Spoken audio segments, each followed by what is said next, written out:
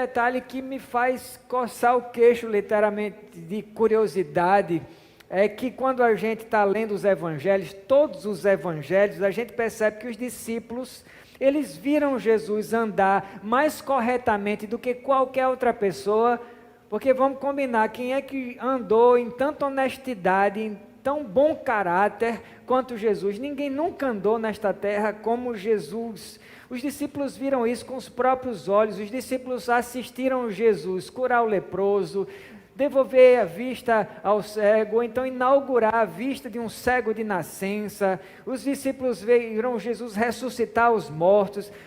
Viram Jesus pregar com tanta autoridade que nem mesmo o chamado príncipe dos pregadores, que era o Charles Spurgeon, amarrava nem um chinelo de Jesus.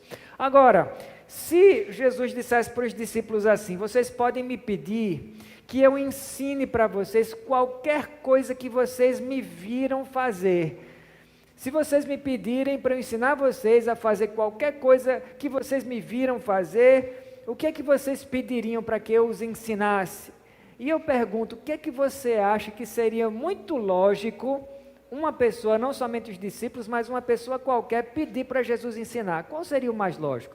Vire para a pessoa aí à sua direita e pergunte a essa pessoa, o que é que você acha que seria lógico os discípulos pedir para Jesus ensinar a eles? O que seria? Seguindo a lógica, se você mesmo estivesse lá, o mais lógico é alguém escolher o quê? Alguém escolher aprender a ressuscitar mortos, aprender a curar pessoas, principalmente em tempos de pandemia ou epidemia. A gente quer aprender como é que a gente se cura e cura os outros. Sinceramente, o que é que você escolheria? Se você tivesse a chance de pedir que Jesus lhe ensinasse qualquer coisa, você iria escolher o quê?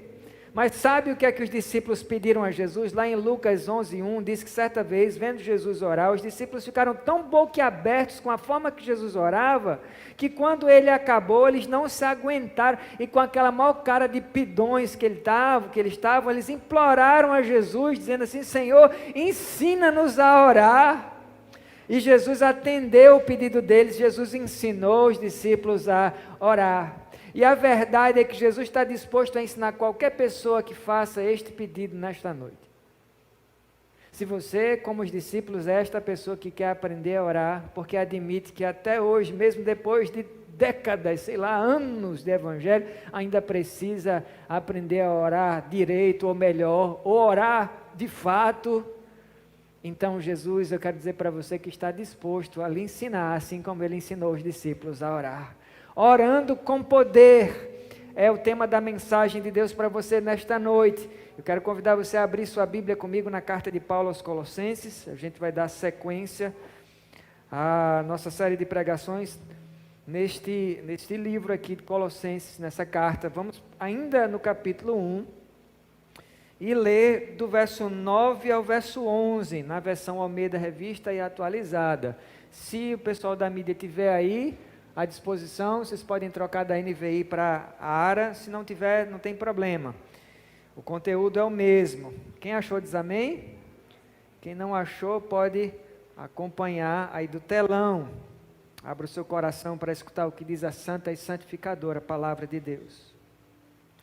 Por esta razão, também nós, desde o dia em que o ouvimos, não cessamos de orar por vós e de pedir que transbordeis de pleno conhecimento da sua vontade em toda a sabedoria e entendimento espiritual, a fim de viverdes de modo digno do Senhor, para o seu inteiro agrado, frutificando em toda boa obra e crescendo no pleno conhecimento de Deus, sendo fortalecidos com todo o poder segundo a força da sua glória, em toda a perseverança e longanimidade, com a alegria. Aleluia. O apóstolo Paulo alcançou o pico do Everest, digamos assim, o ponto mais alto da teologia, justamente nas orações dele.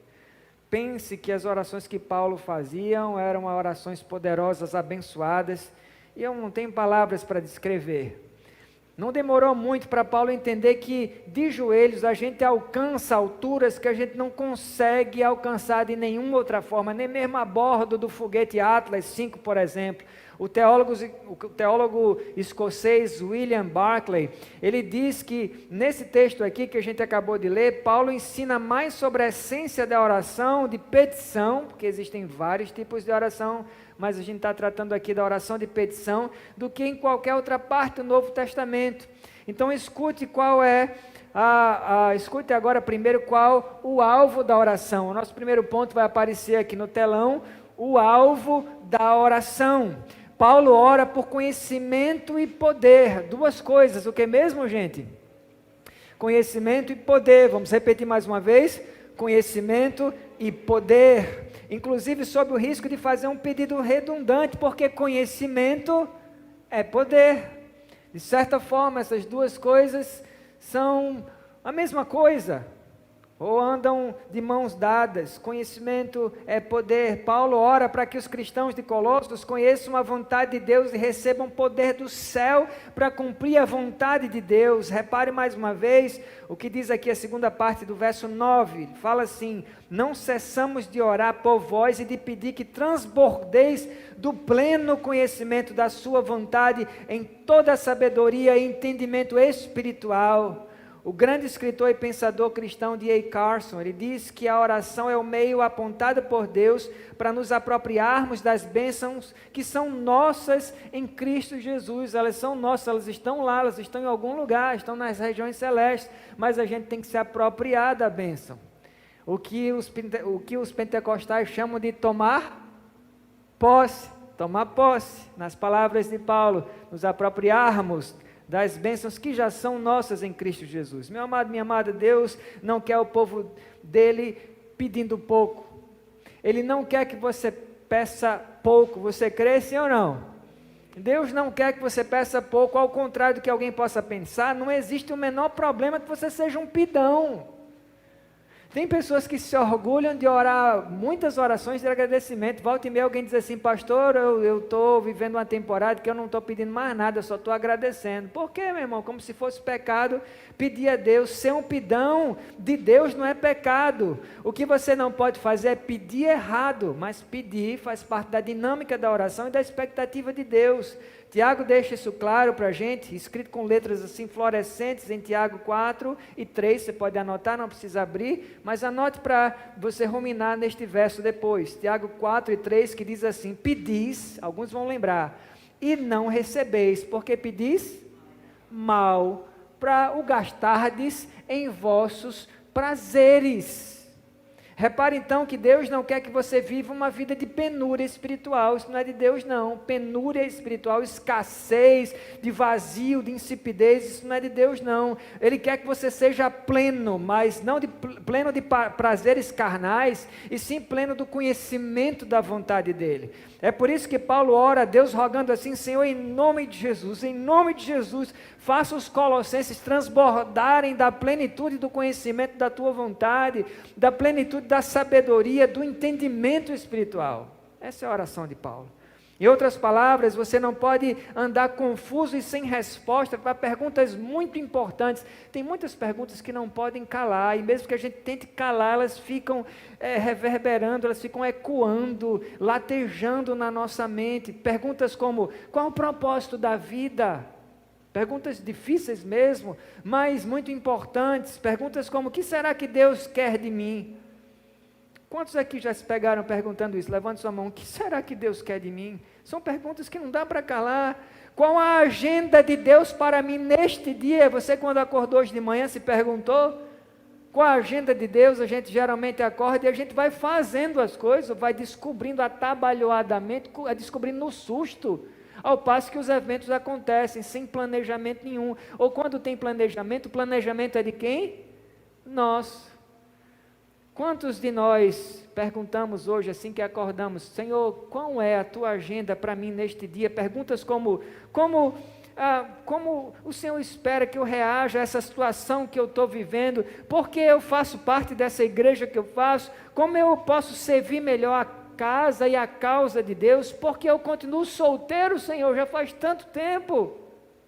O que Deus espera do meu casamento? Porque eu estou doente por tanto tempo, Senhor? O que Deus quer me ensinar com tudo que eu estou vivendo, com essas minhas circunstâncias? São perguntas que não querem calar. Agora é curioso ouvir que Paulo não pede somente que os cristãos descubram a vontade de Deus, mas sim que o copo do coração deles esteja tão cheio de conhecimento que aconteça o quê? Transborde, é o que Paulo está dizendo aí, transborde. E como no grego não existe uma palavra exclusiva para pleno, é interessante isso em relação ao conhecimento, a palavra usada por Paulo aqui é epignosis. Epignosis é mais do que conhecimento comum, porque enquanto conhecimento comum é adquirido através de quê? Como é que a gente adquire conhecimento comum? Me digam aí. Lendo, vivendo as nossas experiências, não é isso? De estudo, por exemplo. E aí a gente vai adquirindo esse conhecimento, mas só que a epignosis é mais do que conhecimento comum. Enquanto conhecimento comum é adquirido com as nossas experiências de vida e de estudo, o pleno conhecimento, a epignosis, é uma graça do Espírito Santo presenteada a nós dos céus. Plenitude de conhecimento não dá para a gente adquirir com esforço intelectual, por mais que a gente tente. É dom, é graça do Senhor, coisa que Deus dá para você. Certo, mas como é que a gente faz para a gente adquirir essa plenitude de conhecimento então? E aí, pastor, já que eu não consigo na minha força intelectual, estudando ou vivendo as experiências da vida, como é que eu faço para adquirir esse tal conhecimento pleno?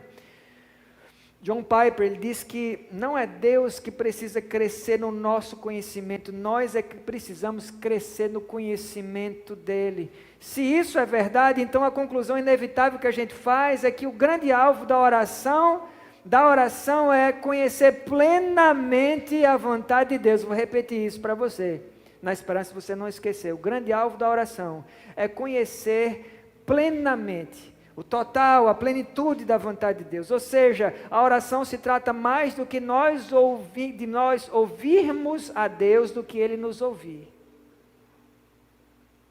Mais ouvirmos a Deus do que Ele nos ouvir. Perceba que Paulo está orando aqui não para que Deus descubra as necessidades dele, seria ridículo, mas para que Deus fale com o povo dele e revele ao povo dele a agenda do céu para o dia, e de uma forma personalizada para cada um, à luz da palavra dele. Mas acontece que não poucas vezes a gente fala tanto nas nossas orações, vejam se não é assim, a gente fala, a gente não para ouvir. Esse é um dos grandes calcanhares de Aquiles das nossas orações, a gente fala, e a gente não fica em silêncio, nem que seja 3 segundos para ouvir a voz de Deus. Bom, a gente até que fica em silêncio no meio da oração. Mas você já descobriu por quê? Com certeza sim. Por que a gente fica em silêncio quando a gente geralmente fica em silêncio? É porque a gente cochilou no meio da oração, é ou não é? Geralmente é assim. Quando a gente fica finalmente em silêncio, depois de falar um bocado, a gente só ficou em silêncio, não foi para ouvir o Senhor, foi porque a gente dormiu, literalmente. A oração não se trata de Deus conhecer a nossa vontade, uma vez que Ele já sabe, Deus sabe tudo sobre tudo. Deus já sabe do nosso pensamento antes dele se formular, antes que a palavra venha à boca, antes da gente existir. Não, então, não se trata de Deus conhecer a nossa vontade, mas sim de a gente descobrir o que Ele quer da gente, descobrir o que Ele quer da gente. O propósito mais alto da oração não é falar com Deus. E eu estou repetindo isso de várias formas, para que você saia daqui com isso em mente e no coração. Não é a gente falar, não é tanto a gente falar com Deus, é a gente ouvi-lo. O grande propósito da oração é que eu e você ouçamos o Senhor.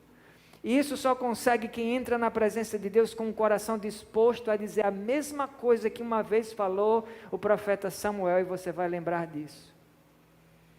Quando o profeta Samuel, escutando a voz de Deus, ele não interrompeu o Senhor, ele não retrucou, ele não completou, ele não quis entender na hora.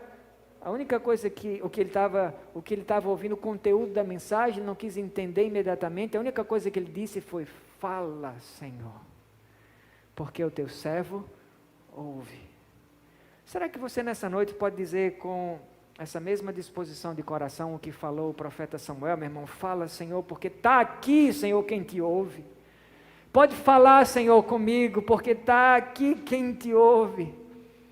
Será que você pode falar assim também? Ainda aqui no verso 9, Paulo faz uso de um tipo de construção na frase dele que a hermenêutica, a arte da interpretação bíblica, chama de trilogia. A trilogia nada mais é do que 3 elementos que são correlacionados um com o outro. Mas a pergunta é, em que o pleno conhecimento de Deus, a sabedoria, o entendimento, essas 3 coisas, como eu falei, essa trilogia, estão relacionadas? Em que elas estão relacionadas? Redobre sua atenção para escutar essa informação agora de $1 milhão. Enquanto o conhecimento da vontade de Deus é descobrir o que Deus espera de nós, a sabedoria e entendimento é a nossa capacidade de aplicar a vontade de Deus nas nossas vidas. É pôr em prática aquilo que a gente é pedido a pôr. Deus revela para você a vontade dele, e aí você tem também sabedoria do alto, e você tem discernimento, tem entendimento para colocar em prática o que você ouviu do Senhor. O pleno conhecimento da vontade de Deus não é teórico, ele é experiencial. O pleno conhecimento de Deus adquire quem aprende a fazer as perguntas certas a Deus e é paciente o suficiente para ouvir as respostas.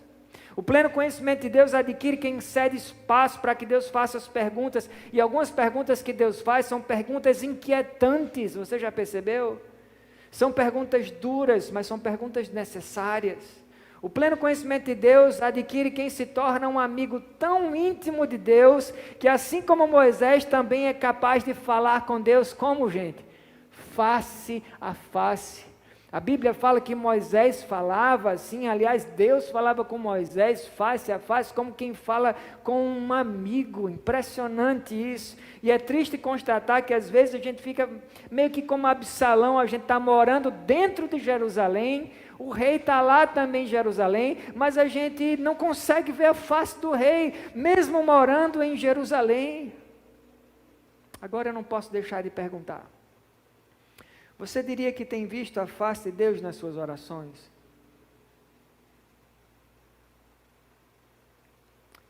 Qual foi a última vez que você diria que viu a face do Senhor nas suas orações? Você já viu a face do Senhor em todas as orações que você fez, em alguma das orações? Você diria que tem mais escutado a Deus do que falado com Ele nas suas orações? Ou melhor, você tem escutado Deus e seguido as orientações que você tem ouvido? Uma das verdades mais impactantes que eu já ouvi da boca de John Piper sobre a bênção sublime de reservar um tempo na oração para ouvir Deus, para ficar em silêncio, para calar a voz do coração como se fosse um lago tranquilo, sereno de madrugada, sabe? Que não se escuta nada, só o som do lago, se é que ele tem um som. Será que a gente reserva esse tempo para somente, ou a gente pode reservar esse tempo para somente escutar a Deus? E John Piper diz, olha só o que ele diz assim, que feliz da pessoa que quando é tentado pelo diabo durante o dia, pode responder a ele, pode dizer ao diabo, Satanás, hoje não, hoje você não me pega, hoje você não me vence, porque hoje eu vi a face de Deus, hoje eu vi a face do Senhor.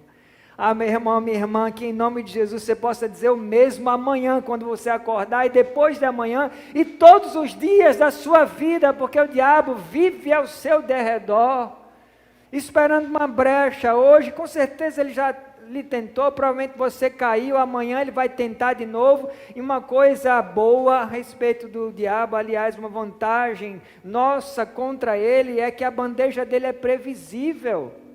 O diabo é muito astuto, mas ele tenta colocar alguns requintes, alguns detalhes, não muita novidade, mas alguns detalhes, alguns apetrechos dentro do mesmo prato. Ele só oferece a gente o doce que a gente gosta, ele não é otário. Mas quando ele chegar com esse prato assim, bem sedutor, cheio desses requintes que eu estou falando, se você tiver visto a face do Senhor, você vai poder dizer na cara do diabo, hoje não. Hoje você não me pega não tem como, sabe por quê? Porque hoje, Satanás, eu vi a face do meu Deus.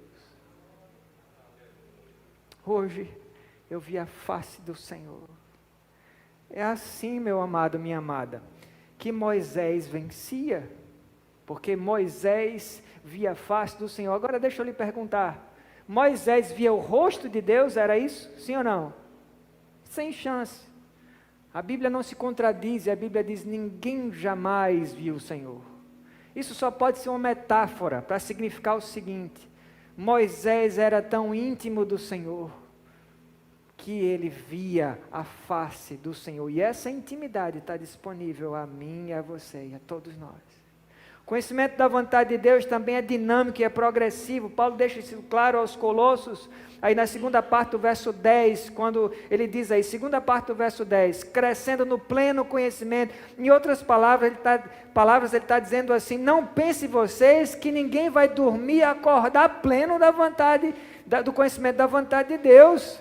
Era bom demais, não? Eu durmo, eu acordo e já estou com o conhecimento pleno da vontade de Deus. Não dá para isso acontecer, a menos que você acorde na glória.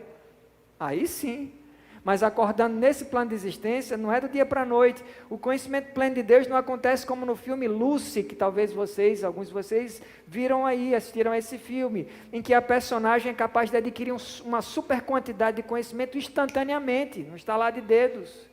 O profeta Oséias convoca o povo de Deus a conhecer e a seguir, prosseguir a conhecer o Senhor. Oséias 6:3 diz isso. Eu gosto da comparação que o teólogo D.A. Carson faz quando ele descreve o crescimento cristão. Ele diz assim, escute aí. Os cristãos são organismos que crescem, não máquinas que simplesmente desempenham a função para a qual foram projetadas. O missionário inglês Frederick Meyer, ele estava navegando muitos anos atrás para a Inglaterra, a partir da Irlanda do Norte. E ele conta um episódio de como estava escuro naquele dia, enquanto o navio entrava no porto. Não dava para ver nada, além de uma confusão de luzes misturadas. Daí Frederick pergunta ao capitão assim, capitão, como é que o senhor espera navegar até o porto em segurança, num breu desse, ninguém está vendo nada, e no meio de uma mistura indiscernível de luzes, como é que a gente vai chegar lá? E o capitão leva Frederick para a ponte de comando do navio e diz assim, veja senhor, é realmente muito simples, eu vou lhe mostrar como. O senhor consegue ver aquela luz enorme à esquerda, você está vendo essa luz enorme à esquerda? E o senhor consegue ver aquela outra luz enorme à direita? Agora você consegue enxergar aquela luz imensa à frente? Bom, então agora você mantém os seus olhos nessas três luzes e veja o que é que acontece. E ao passo que Frederick olha para as luzes, ele vê a luz da esquerda se juntar com a do meio e logo em seguida, enquanto o barco vai seguindo a rota, a luz gradualmente se funde com a terceira. E é aí que o capitão interrompe o silêncio e fala assim, escute o que é que o capitão diz, ele diz, agora sim, tudo que eu tenho que fazer é ver que essas três grandes luzes se tornaram uma. E já que elas se tornaram uma, eu só preciso seguir em frente, seguir direto. Da mesma forma, meu irmão, minha irmã, você tem à sua disposição três luzes para guiar você ao pleno conhecimento da vontade de Deus. Quando dentro de uma circunstância, da circunstância que você está vivendo, todo mundo tem uma, eu tenho uma, eu estou vivendo uma, você está vivendo outra, só muda de endereço, mas a gente tem circunstâncias, a gente vive adversidades o tempo inteiro. Então dentro dessa circunstância que você está vivendo, eu estou vivendo, a gente está vivendo, a sua circunstância, a minha, elas se alinham com as minhas orações e a palavra de Deus, de modo que as três se tornam um só. Então você não tem o que temer, você só tem que seguir adiante, certo que você está navegando na vontade de Deus, que é três coisas, boa, perfeita e agradável. A boa, perfeita e agradável vontade de Deus. Agora que a gente analisou o alvo da oração, a gente vai observar a capacitação da oração, o nosso segundo e último ponto, que é a capacitação da oração. E a gente vai perceber que na primeira parte do verso 10, a gente ouve Paulo dizer assim, escute aí, a fim de viverdes de modo digno do Senhor. Aqui está a primeira capacitação gerada pela oração citada por Paulo, a capacitação de viver de modo digno de Deus. Viver de modo digno de Deus quer dizer imitar a Deus. Quer dizer o quê? Imitar Deus. Fácil? É fácil isso? De jeito nenhum, não é nada fácil, mas não é impossível. Dá para a gente conseguir como? No poder dEle. Dá para a gente imitar o Senhor no poder que Ele dá para a gente. Então, viver de modo digno de Deus é andar nos passos de Jesus, é imitar a Deus andando nos passos de Jesus. Deus teve um referencial humano, e esse referencial é Jesus. Dá para a gente imitar Ele, imitar a Deus, imitando os passos de Jesus. É viver a cada segundo com a mesma pergunta se repetindo na cabeça: em meus passos, e nessa situação, e neste dilema que eu estou passando, o que faria Jesus? O que faria Jesus no meu lugar?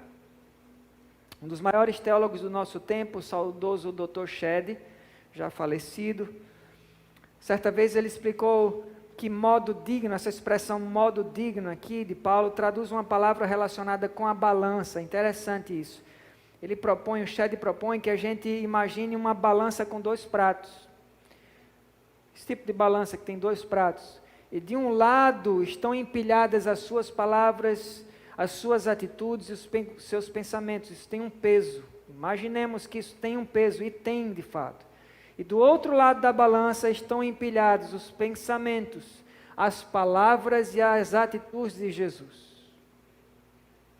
Um lado, as suas, do outro, as de Jesus. Agora, se a nossa vida como cristãos estiver em desequilíbrio com a vida de Jesus, isso significa que a gente tem andado indigno do Senhor. E é claro que nesse plano de existência é impossível que o nosso lado da balança fique igualzinho a de Jesus. Não dá, é impossível, não dá para isso, não dá para a gente equilibrar os nossos pensamentos, nossas palavras, nossas atitudes com Jesus. Mas escute uma coisa, meu irmão, escute com muita atenção, isso, redobre a sua atenção para ouvir isso. O grande problema é quando o seu lado da balança está tão desequilibrado em relação ao lado de Jesus, que a sua balança está totalmente pendente para um lado. Uma coisa é que a balança fique ao menos em constante tentativa de equilíbrio, e é tudo que a gente pode conseguir. Outra coisa bem diferente é um lado já resolvido, um lado já totalmente arriado.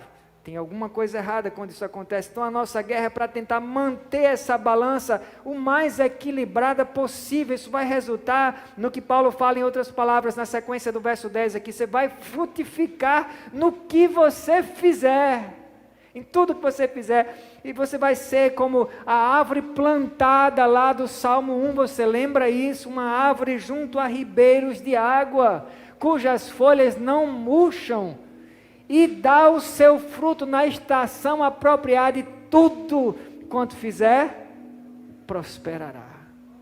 Você quer ser essa árvore? Levante sua mão se quer ser essa árvore. Quem não quer ser essa árvore? E é disso que Paulo está falando aqui na sequência do verso 10, você vai frutificar em tudo que você fizer. Por isso que você precisa descobrir a plenitude da vontade de Deus, e ter sabedoria e entendimento para pô-la em prática. E o mais importante de tudo, você vai ouvir Deus te dizer, em algum momento Ele vai te dizer: parabéns, servo bom e fiel, porque você foi bom no pouco, na administração desse pouquinho que eu coloquei na tua mão tão pouco, mas você foi tão fiel que eu vou te confiar muito mais.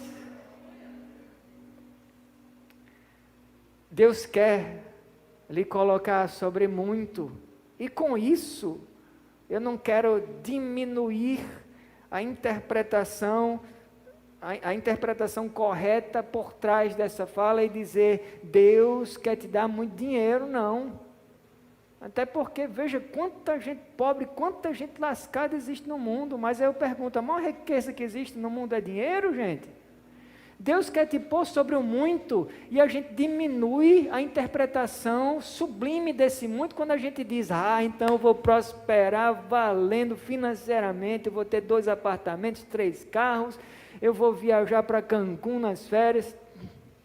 Não é desse muito que Deus está falando, é um muito maior do que esse muito, que muita gente pensa. Agora eu quero que você dê uma olhada na última parte aí do verso 10, onde Paulo usa a expressão em toda boa obra, em toda boa obra. Repare que ele não diz muitas obras, não é isso? Ele diz em toda boa, ele não diz em muitas obras, ele diz em toda boa obra. O conceito que Paulo estabelece aqui não é de quantidade, mas sim de qualidade, gente. Conta-se que um ex-ministro de Estado dos Estados Unidos, o Henry Kissinger, que primava muito pela excelência, certa vez ele pediu para um assistente dele para preparar um relatório. Depois do assistente trabalhar dia e noite, o dia inteiro e a noite inteira, e finalmente terminar o trabalho, ele envia o relatório pronto para o ministro. 1 hora depois, o ministro manda o relatório de volta para o assistente com um bilhete que dizia assim: olha só, a pior coisa que você pode escutar depois que você trabalha de noite no relatório, qual é? Faça de novo. Você já escutou isso? Não é brincadeira não, né? Dia e noite, aí você escuta, faça de novo. Mais uma vez o assistente passa o dia e noite refazendo esse bendito relatório, chamado maldito, bendito relatório, e logo de manhã, bem cedo, ele envia o relatório completo para o ministro. 1 hora depois, o ministro envia o relatório de volta com outro bilhete que dizia, faça de novo. Sacanagem, faça de novo. Depois de refazer o relatório uma terceira vez, o assistente faz questão de ir ao escritório do ministro, entregar o relatório pessoalmente em mãos, e ele diz assim: Vossa Excelência, eu fiz o melhor que eu pude, fiz o melhor, me doei aqui, coração, corpo e alma, coração, eu fiz tudo que eu podia nesse relatório aqui. E o ministro responde: neste caso, eu vou ler o relatório agora. Graças a Deus, né? Ufa! Meu amado, minha amada, Deus não está tão preocupado com a quantidade, escute isso com muita cautela. Ele não está preocupado com a quantidade de coisas que eu e você fazemos para Ele, tanto quanto Ele está com a qualidade do pouco que eu e você fazemos. Mas o quanto é que a gente fica assim, meio que neurótico nesse lance de números, né? Quantas coisas eu já fiz na minha vida pelo Senhor. Quando a gente se faz a pergunta, a gente fica nesse âmbito, nesse dilema de números. A pergunta que a gente faz, geralmente, é: quantas coisas, meu Deus, eu tenho feito? Quando Deus não está tão preocupado com quantas. É a qualidade do que a gente faz. Ou seja, cada coisa que você fizer, não importa que sejam 10, que sejam 2, que seja 1, garanta, meu irmão, minha irmã, que seja boa, que seja de qualidade, garanta que seja digna de Deus, garanta que seja do jeito que Jesus faria, garanta que cada coisa que você escrever no diário da sua vida seja digno de ser lido pelo Senhor, porque Ele está lendo. Não adianta fazer como Adão, colocar uma mão na frente e outra atrás e se esconder atrás de uma moitinha. Não adianta. Deus está vendo a nossa nudez. Como os teólogos dizem, estamos todos corandel. O que é isso? Estamos diante da face de Deus. Não dá para se esconder. E estamos todos escrevendo. Se você se senta e cruza os braços, você está escrevendo alguma coisa. E o que é que você está escrevendo? Omissão, negligência. É isso que vai ficar no seu legado? Não é isso que você quer escrito no seu legado. Então, em nome de Jesus, que aquilo que você escreva, e você está escrevendo alguma coisa, que seja algo que seja digno de ser lido por Deus. Você já parou para pensar que Deus fala de nós com os anjos dele, com Jesus? Deus Pai fala com Jesus, Ele fala com o Espírito Santo. Você acha que Ele fala sobre o quê? Sobre quem? Entre outras coisas, Ele fala sobre nós. Existem provas bíblicas disso. Deus falou sobre Jó com o diabo, lembram disso? Ele perguntou ao diabo se o diabo tinha observado o servo dele, Jó. Eu fico pensando, meu Deus, Deus citar o meu nome. Uma coisa é a rainha da Inglaterra citar o seu nome, e aí você já iria ficar assim, sem fôlego por alguns segundos. Minha nossa, ela mencionou meu nome no Instagram, ela me marcou no Instagram, a rainha Elizabeth, imortal, mencionou meu nome no Instagram. Agora, imagine Deus falar com o arcanjo Miguel, sei lá, com o anjo Gabriel, falar com Jesus, falar com o Espírito Santo sobre você. Será que ele não poderia falar sobre você? Eu vou dizer mais, eu vou além. Deus fala sobre nós de toda forma. Ele fala de nós de toda forma. Agora, dependendo do que você fizer, ele vai pensar bem ou ele vai pensar mal. Ele vai ficar triste, ele vai falar com lamento, ele vai falar de forma exortativa, claro, para tentar recuperar a gente, ou vai falar de forma orgulhosa de mim e de você. A segunda capacitação que a oração nos dá, aparece no começo do verso 11, fortalecimento com todo o poder, segundo a força da glória de Deus. É mole ou quer mais, meu irmão? Você não escutou direito, vou repetir aqui, fortalecimento com todo o poder, segundo a força da glória de Deus. Aleluia. O que mais alguém poderia querer? Sabe de uma coisa, às vezes eu penso que o nosso grande dilema na vida não é saber o que fazer. Eu aposto que você sabe alguma coisa que Deus quer de você. Não é possível. Eu me recuso a pensar que você não sabe nada, absolutamente nada, sobre nada do que Deus quer de você. Você sabe, eu também sei. O nosso grande dilema não é que a gente não sabe nada, é o que a gente sabe e que Deus já revelou para a gente, que a gente deve fazer. A gente não faz. É assim ou não é? Aquele vício que Deus já mandou você largar, tanto tempo você sabe que não deve fazer isso mais, mas você fez de novo. Aquela forma de falar com o seu cônjuge, que você tem que mudar, você sabe que precisa mudar, mas você não conseguiu mudar até hoje. Aquelas coisas que estão sendo procrastinadas, deixadas de lado, que você tem que dar jeito nisso, mas você não deu até agora. E por que, meu Deus, que a gente não faz o que a gente sabe que é certo? Por que a gente não consegue? Simples, porque o nosso poder está na reserva, o tanque de poder do nosso coração está na reserva. Enquanto você e eu não admitirmos isso, nada vai mudar. Primeiro passo para a gente mudar uma situação é a gente admitir. Depois de admitir, a gente se arrepende disso. A gente pede desculpa, seja lá quem que a gente deva pedir desculpa, primeiro a Deus, depois o outro. E aí a gente começa a dar passos em relação à mudança. Mas a gente precisa admitir que o nosso tanque de poder, se a gente sabe o que tem que fazer e não faz, e às vezes é uma coisa, duas, três, uma coleção de coisas que estão pendentes e a gente sabe, mas não faz. Por que não faz? Simples. Nosso tanque de poder está na reserva.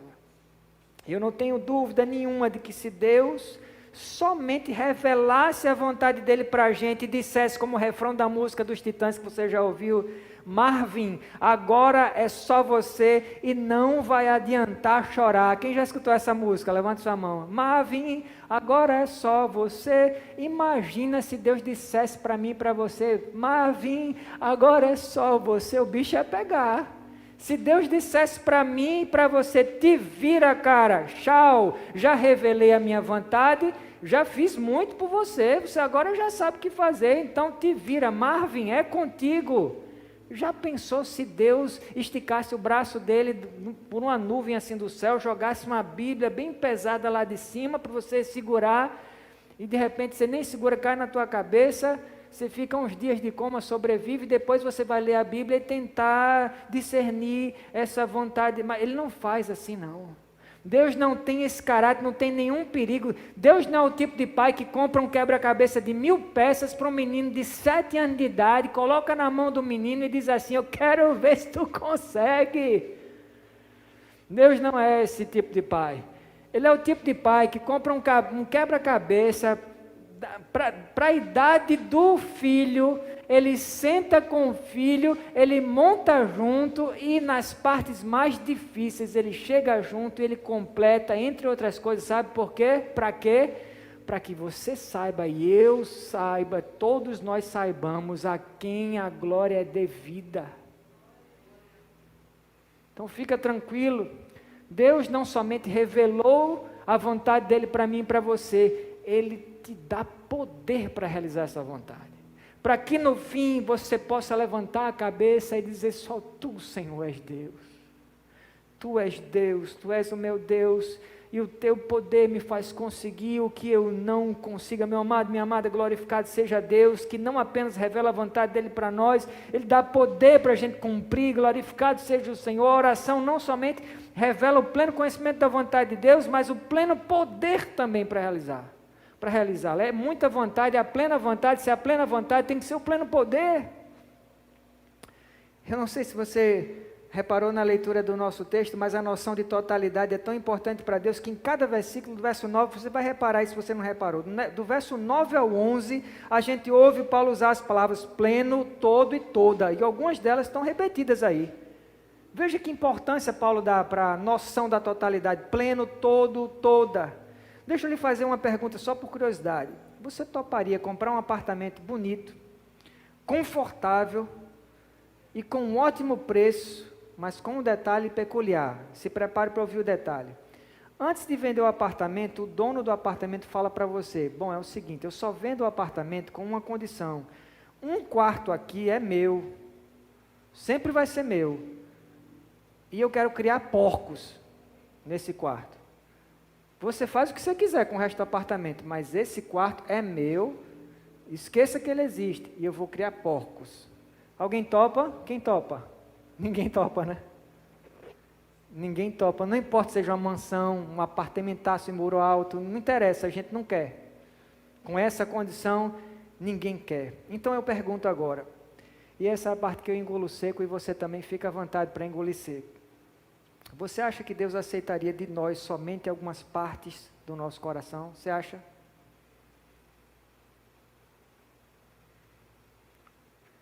Mas vamos admitir, é isso que a gente tem entregue.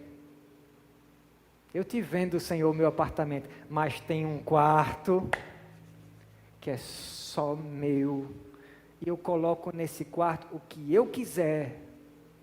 Então, esqueça, não insista, eu até dou, eu te dou 3 quartos, e o Senhor está na vantagem, são 3, eu só tenho 1 quarto. O que tem que eu crie porcos aqui, crie cobras venenosas? Meu amado, minha amada, Deus quer todos os cômodos do seu coração. Sabe para quê? Para encher cada cômodo com o poder dEle. Ele quer para isso. Ele quer para isso. Ele quer para a vantagem dEle. Você acha que Ele precisa da glória que eu e você tem para dar para Ele, como se Deus fosse um necessitado de glória, como se Ele não tivesse glória suficiente? Antes que fossem criados você, os anjos e toda a criatura para o louvor da glória dEle, Deus já era totalmente bem resolvido e glorificado na Trindade. Os 3 se glorificam, dão glória ao outro ser, a outra pessoa da Trindade. Deus Filho dá glória ao Pai, Deus Espírito Santo dá glória ao Filho, Deus Pai dá glória ao Filho. Eles recebem, os 3 recebem a glória de Deus. E se eles recebem a glória de Deus, vocês acham que eles estão necessitados de glória? Não. Deus quer que nós o demos glória? Quer. Mas a pergunta é: Ele precisa? Não. É uma honra, é um privilégio, uma alegria que a gente dê glória a Deus. Então, que essa glória seja na sua totalidade, para que Deus encha os nossos quartos do coração de poder, e que o nosso tanque saia da reserva em nome de Jesus. Meu irmão, que eu não tenha em nome de Jesus, que eu não veja essas, aliás, não tem como que essas palavras caiam por terra. Porque elas têm que cumprir a missão, e a missão é essa. Vocês vão para casa e pensem que esse tanque na reserva não pode continuar na reserva, nós precisamos do poder de Deus. Agora você quer saber com detalhes o que o poder de Deus vai fazer por você e através de você? Então redobre a sua atenção para ouvir isso. O poder de Deus ensina você a lidar com as circunstâncias difíceis. Tem tanta gente vivendo aqui dilemas, circunstâncias difíceis, não sabe o que fazer. O poder de Deus te capacita para lidar com essas circunstâncias. Repare que na sequência do verso 11, Paulo diz assim: em toda perseverança e longanimidade com alegria. A palavra grega que Paulo usa para perseverança é hipomone, que significa paciência. Escute isso, para suportar circunstâncias difíceis. Se você quiser, anote isso para não esquecer. Paciência para suportar circunstâncias difíceis. Em outras palavras, perseverança é a paciência em movimento, não é paciência estanque, não é marasmo, não é ficar congelado, não, esperando na providência de Deus, imóvel, não é isso, é uma paciência em movimento. É o quê? Paciência em movimento. Você nunca escutou isso? Você escutou agora. Paciência em movimento. Perseverança não é sentar numa cadeira de balanço no terraço e esperar Deus fazer alguma coisa. Perseverança é ver que o seu casamento não está indo muito bem. Talvez eu estou falando para alguém aqui, o seu casamento não está indo muito bem, mas você não pula fora. Você persevera até o fim, você aguenta firme, porque você sabe quem casou você. Não foi você que se casou, Deus casou você. Porque se Ele não quisesse que você casasse, Ele podia ter feito qualquer coisa. Me digam algumas coisas que Ele poderia ter feito. Ele poderia ter feito o que aconteceu em alguns casamentos que eu já vi. O noivo cai duro no dia do casamento e morre de um infarto no dia do casamento. Vocês já viram isso? Talvez em algum vídeo da internet. Mas se não fosse da vontade de Deus, Ele poderia impedir de qualquer forma. Ele tem todas as opções possíveis. Então, meu irmão, minha irmã, você está casado? Ah, mas o meu marido é um inferno, pastor. Minha esposa, foi Deus que lhe casou. Da próxima vez que você parar para dar um adjetivo pejorativo ao seu marido, à sua esposa, lembre quem foi que lhe presenteou. E Ele sabe dar boas coisas aos seus filhos, não é isso? Sim. Se não está bom ainda, pode lhe surpreender. Se você não pular fora, se você aguentar até o fim, se você souber lidar com circunstâncias difíceis. Perseverança é você enfrentar a maior pressão no seu trabalho, mas você se recusar de pular fora, porque você sabe que quem colocou você ali foi Deus. Talvez se você sair do seu trabalho, não resta mais ninguém, já é um antro. Já é um antro, e aquelas pessoas estão tão necessitadas de uma voz profética, de alguém que esteja cheio de Deus, aí você sai, como é que fica, meu irmão? Como é que fica o seu trabalho sem você, que já está tão ruim? Um pouco de luz, apague todas as luzes aqui. Se apagar todas as luzes aqui do auditório, eu ligar o meu celular, faz uma diferença. Um pouco de luz e uma baita escuridão faz muita diferença. Se Deus colocou você no seu trabalho, só Ele tira. Se Deus colocou você numa circunstância, Ele é quem tira, e se Ele quiser que você fique nessa circunstância, fique com Ele, como que numa fornalha. E veja que na fornalha você não está só, e na fornalha você pode, a fornalha pode até ser aquecida 7 vezes, mas ela não pode destruir. A igreja de Colossos precisava de poder para enfrentar uma circunstância preocupante que ela estava experimentando e que tinha se infiltrado entre o povo de Deus, uma heresia chamada de gnosticismo, que ensinava que toda matéria é essencialmente má. A matéria, tudo que é de matéria é ruim, e só o espiritual, as coisas espirituais, o espírito é bom. Logo, para os gnósticos, Jesus era somente espírito, Ele nunca foi um ser humano, um homem de carne. O gnosticismo também acreditava que a salvação não era recebida pela graça, mas sim pela conquista por meio do conhecimento especial, que os gnósticos chamavam de gnose. O que dava um nó na garganta de Paulo é saber que a menos que os colossos recebessem a força, o poder do alto, eles não iam conseguir combater essa heresia sozinhos, não. Eles não iam resistir a esse falso ensino, e de fato alguns estavam cedendo, eles não iam conseguir vencer essa batalha, e eles não iam conseguir vencer nenhuma batalha, de nenhuma adversidade que surgisse pela frente. O poder de Deus gera paciência para enfrentar situações difíceis.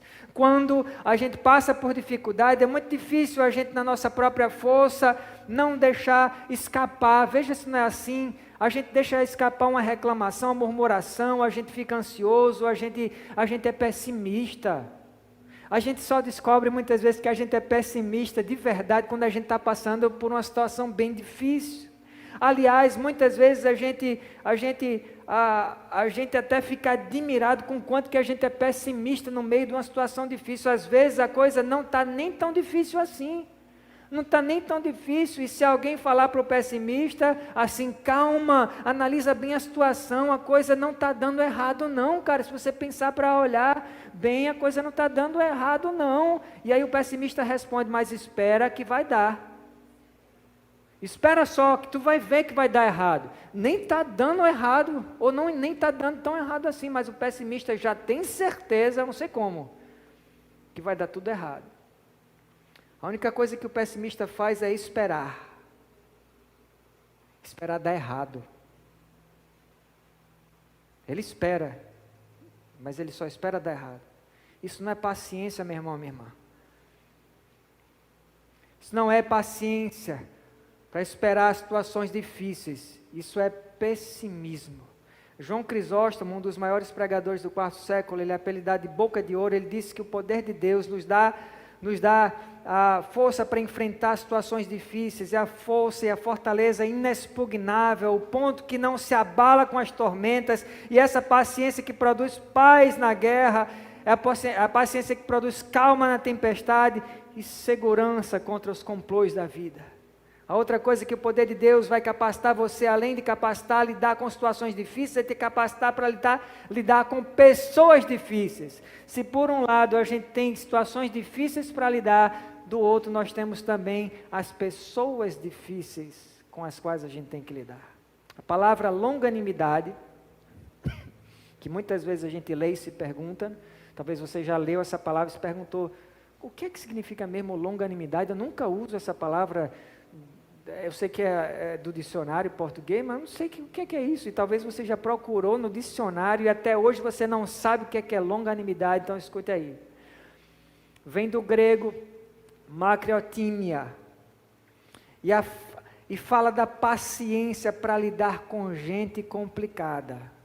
Se a outra palavra que a gente viu do grego fala da força para lidar com situações difíceis, esta palavra aqui, a macrotímia, significa paciência para lidar com pessoas difíceis, pessoas complicadas. É a paciência que se recusa a ser vencida por qualquer pessoa difícil.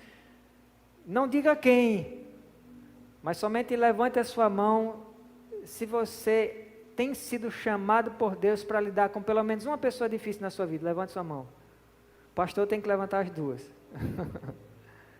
Então todo mundo aqui, pelo que eu vi, é chamado a lidar com pelo menos uma pessoa difícil. Longanimidade nada mais é do que esticar o elástico do seu ânimo ao máximo. A longanimidade, esticar o elástico do seu ânimo ao máximo. É a capacidade de perdoar 70 vezes 7, em vez de retaliar como a gente quer, de orar para a pessoa morrer. Esses dias, eu ou Shirley, ultimamente Shirley, né? Mas eu ou Shirley, volta e meia, a gente escuta alguém falando para a gente, seja num telefonema, um zap ou numa conversa, pastor, como eu queria, eu não queria pensar assim, mas eu não tenho como, eu estou com uma raiva tão grande daquela pessoa, que eu já me peguei até mesmo sonhando que a pessoa está morrendo, pastor.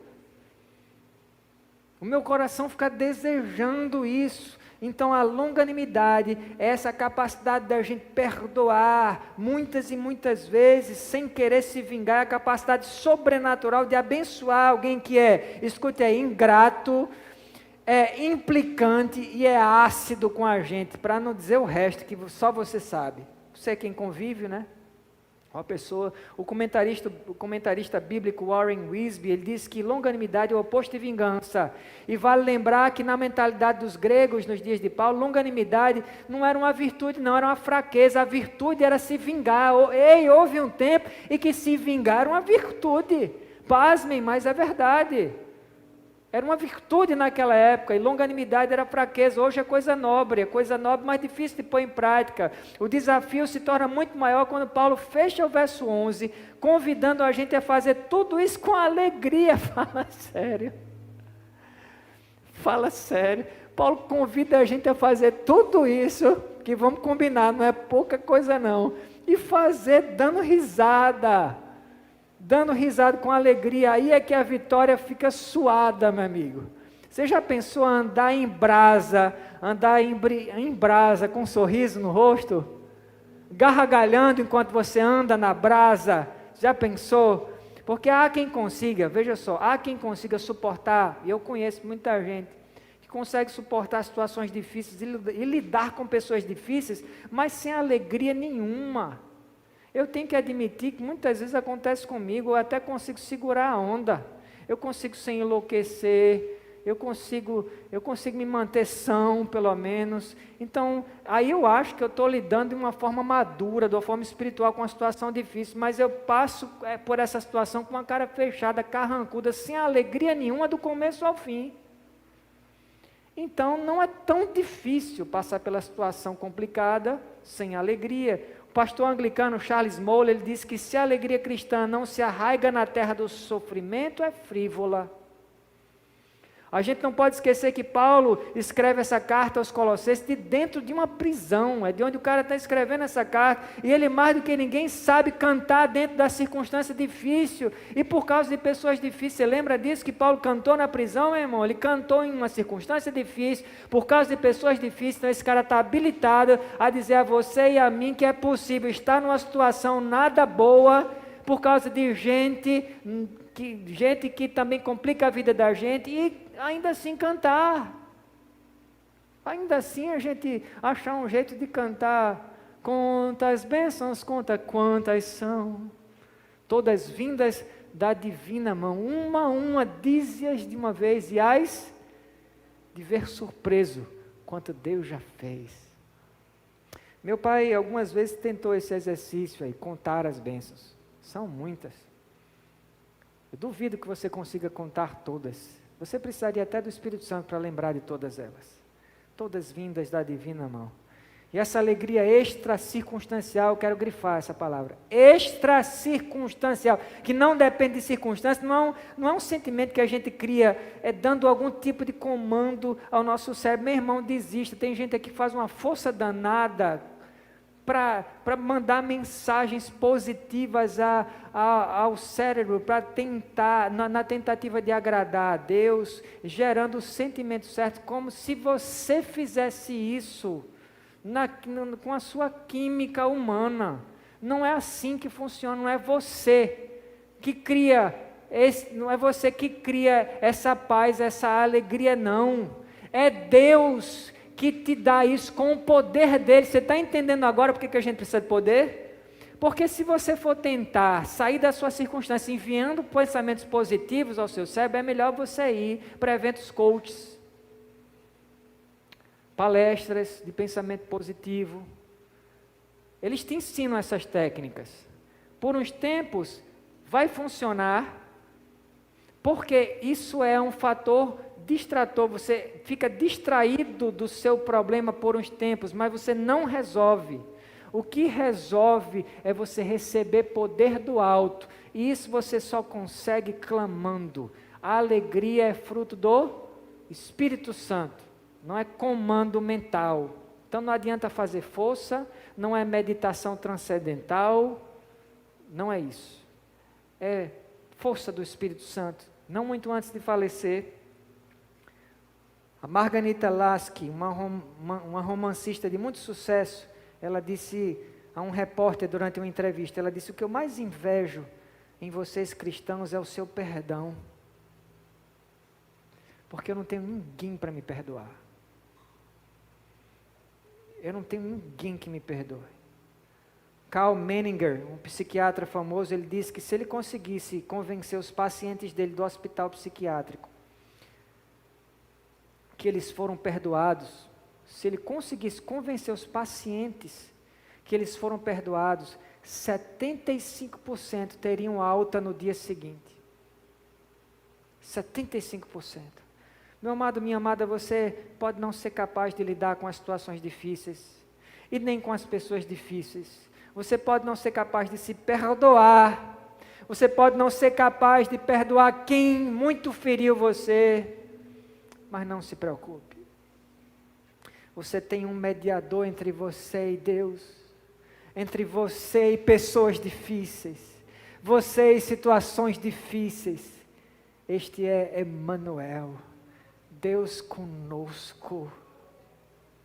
Levante sua mão se você, mulher, gostaria de ter tido o privilégio de ter sido a mãe de Jesus. Você que é mulher, que gostaria de ter sido... Quantas gostariam de ter tido esse privilégio? Várias levantaram a mão. Imagina. Troque o nome de Maria e bote o nome Jane, Moema, as pessoas Shirley, as pessoas que levantaram uma mão. Mãe de Jesus. Que baita privilégio. E se eu dissesse que você é uma Maria dos tempos modernos? Como assim, pastor? Não entendi.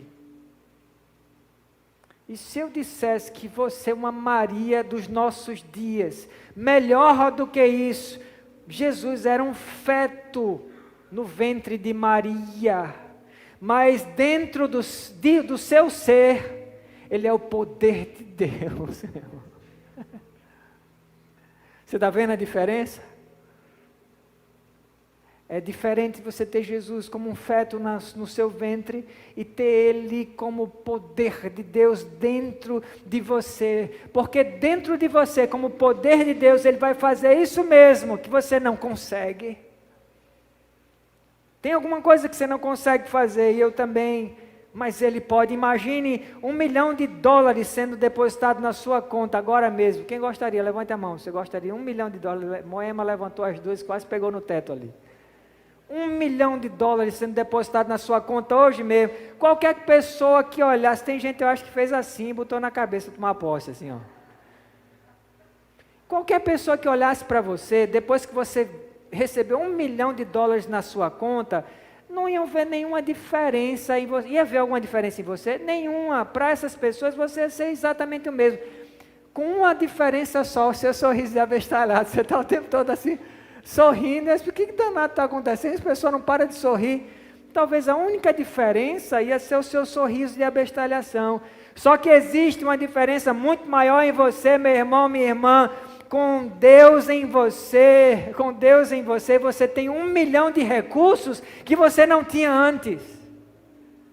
Pense na sua vida antes de você entregar o seu coração a Jesus, quantos recursos você tinha? Eu falo de recursos de fato, recursos de verdade. Hoje você tem 1 milhão, infinitude de recursos, você não consegue parar de cometer os mesmos erros, Jesus consegue. Você veio aqui a essa casa, admita que você não consegue, não adianta tentar enrolar, você talvez está caindo no mesmo erro de novo, diga a Deus que você não consegue, mas aí você tem alguém no seu coração que pode por você, Ele vive dentro de você, você não consegue parar de se preocupar, Jesus consegue parar de se preocupar por você, Ele vive dentro de você, você é ansioso, se preocupa o tempo todo, muitas vezes eu me pego preocupado, eu não consigo e não adianta me mandar mensagens, eu estou cansado, expondo para vocês aqui, coração aberto, eu estou cansado de tentar fazer esse exercício, que é tão frustrante, de mandar o pensamento correto para minha cabeça.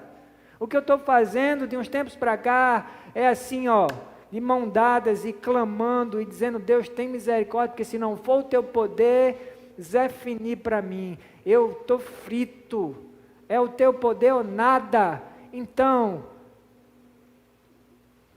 esqueça os outros recursos, meu irmão. Você não consegue lidar com aquela pessoa difícil, não consegue deixar o passado para lá, você não consegue achar a solução para esse dilema que você está vivendo. Jesus pode. Ele mora dentro de você, Ele vive dentro de você. Eu quero terminar dizendo assim, Jesus, em você é a esperança da glória, meu irmão. Ele pode. Ele pode. Se você esquecer tudo que eu falei, acho que eu falei mais ou menos 1 hora. Se você esquecer tudo o que eu falei, saia daqui lembrando disso.